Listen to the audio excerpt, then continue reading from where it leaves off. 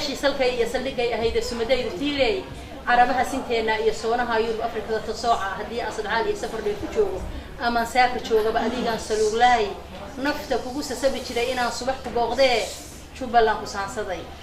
wasiirada haweenka iyo horumarinta xuquuqul insaanka dawlad goboleedka Jubbaland Marwo Qamar Deeq Xaaji Khaliif ayaa maanta dib ugu soo laabatay magaalada Kismaayo kadib safarro shaqo oo muddooyinkii u dambeeyay ay ku joogtay wadamada Holland iyo Mareykanka ayadoona garoonka diyaaradaha magaalada Kismaayo ay si diiran ugu soo dhaweeyeen mas'uuliyiinta ururka haweenka gobolka iyo kan degmada soo dhaweeyay ismarxabeen kadib ayaa waxa howlka nasashada garoonka diyaaradaha magaalada Kismaayo warbaahinta kula hadashay gudoomiyaha ururka haweenka Jubbaland Marwo Batraan Maxamed Cabdulle iyo gudoomiyaha ururka haweenka gobolka Jubbada Hoose Faaduma Aadan Katela ayagoona wasiirada uga warbixiyay waxyaabihii u qabsoomay intii ay maqneed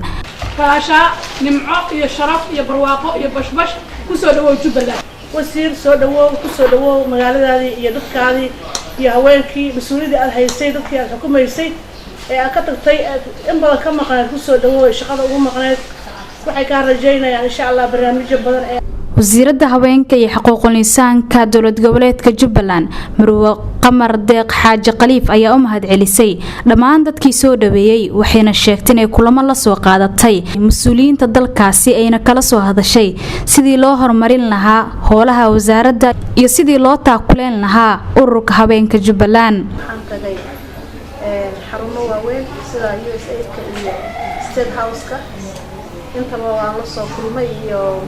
women groups kala la dhaho oo haweenka u ololeeya ama mashaariicdooda ha ahaato ama qofkooda ha ahaadaan intaba waan la soo kulmay arrimihii aan kala hadlana insha Allah mar dhow waxaan maleynayaa inay imaan doonaan qeyrkooda dib waxaan noo imaan doona UN Women oo mashaariic rabta in halkan ka fuliso insha Allah oo wasaaradda sarki doonaan idinkana waa arki doontaan oo waan idin keeni doonaa oo idinkana as aragtaan oo idinkana fikirin rabitaankiina aad waxaad u baahan tihiin aad aragtaan oo aan ku soo wada hadalnay Mareykan iyo halkaas oo arrinteedina ay soo socotay muddo badan ayaa imaanaysa qamiiskii saasaan maanta u soo hormarayba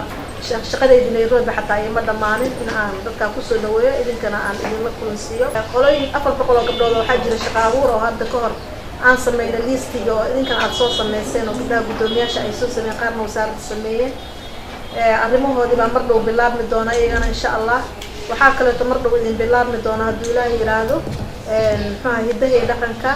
bandhig oo la sameyn doono hidaha iyo dhaqana oo gobolada dhan laga imaan doono insha Allah oo mar dhow hadda wasaaradda furi doonto sheega dawladda Jubbaland ay ilaalinaysaa